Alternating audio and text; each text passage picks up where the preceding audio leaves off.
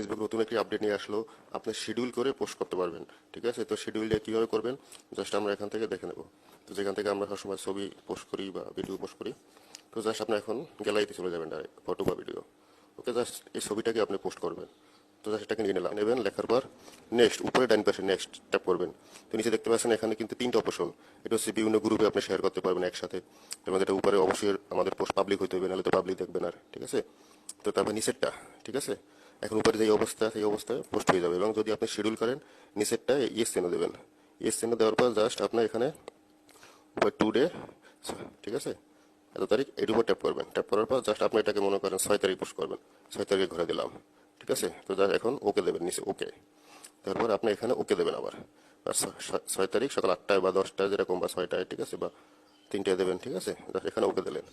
ওকে দেওয়ার পর জাস্ট এখান থেকে আপনি ব্যাগে চলে আসবেন। তো ব্যাগে চলে আসার পর উপরে পোস্ট,